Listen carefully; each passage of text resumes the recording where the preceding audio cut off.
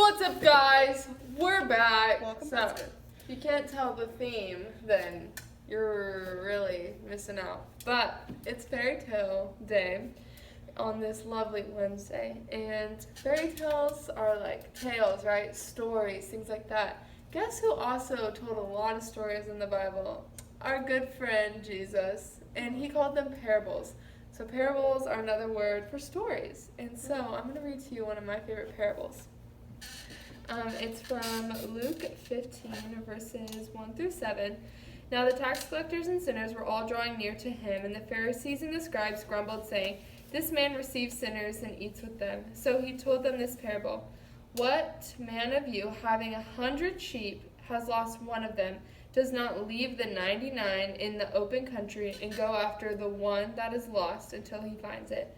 When he has found it, he lays it on his shoulders, rejoicing. And when he comes home, he calls together his friends and his neighbors, saying to them, 'Rejoice with me, for I found my sheep that was lost.'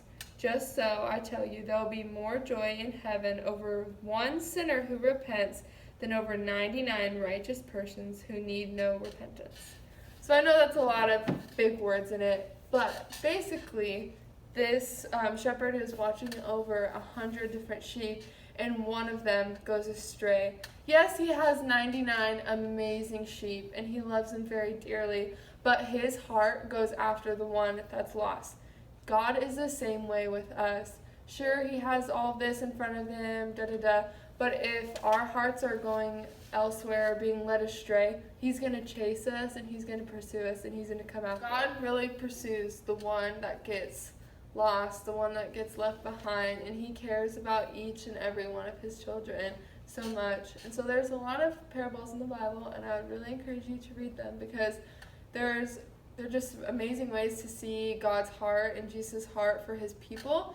And he speaks a lot, well, most of his words of wisdom come through these different stories that he taught to different people while he was alive here on earth. Today's craft, we're going to be making a fairy house. And the cool thing about this fairy house is you can actually use it for real to put in your garden, make a bird house out of it, or even a bird feeder, like if you have bird seed or something, you can do that. Or you can use it for your dolls or just decor in your room as a gift, whatever, like we always say. But we're going to go ahead and get started. And your kits, you will all have this cardboard that's actually recycled from the canned goods that we give out in our boxes from the warehouse. Yeah. So this is actually recycled cardboard, and you can cut your edges off. I'm going to do that, but if you would like, if you have all 4 edges, and you would like this to remain intact, you can turn it into a stand. Since we're short on time and we can't, wait for the glue to dry, we're going to be using glue guns. If you have a parent and one of these accessible, then of course you can do that if it's okay with your household. But if you don't have it, the glue that is in your essentials kit should be just fine.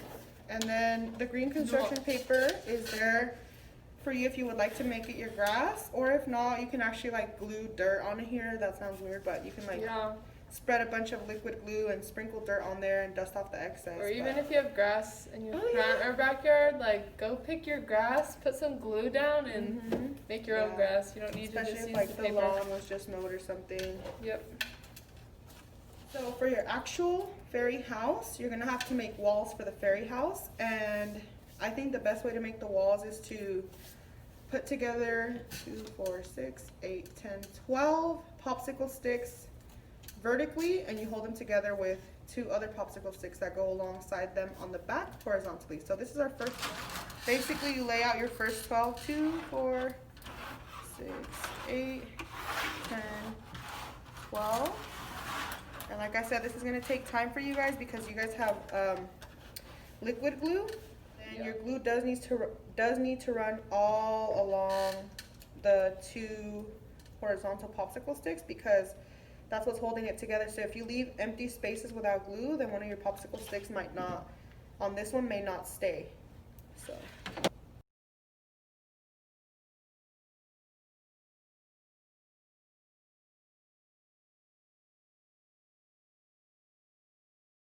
Alright, you guys, so for the sake of time, I'm going to just do 4 walls, but you guys actually have enough to make 6.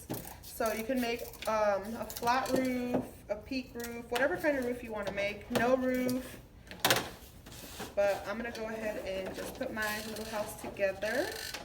And I'm going to alternate. So 2 of my sides are going to have the rounded edges going horizontally, and the other 2 sides are going to have the rounded edges going vertically. All your walls one day, let them dry in the morning, and then in the afternoon or the next day, once they're all completely dry, then you can put them together. So I got my, unique roof feature on, a little walkway going, a little tent action. So you can stare at the stars up there.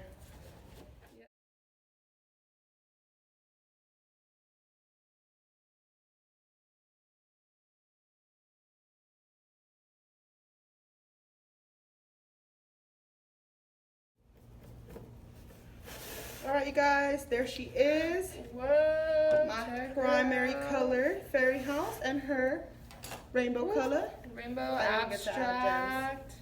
Yep. Added some gems to my walkway, but you guys have a lot of gems. You can add them to Bougie. the roof, add them to the sides, do what you want.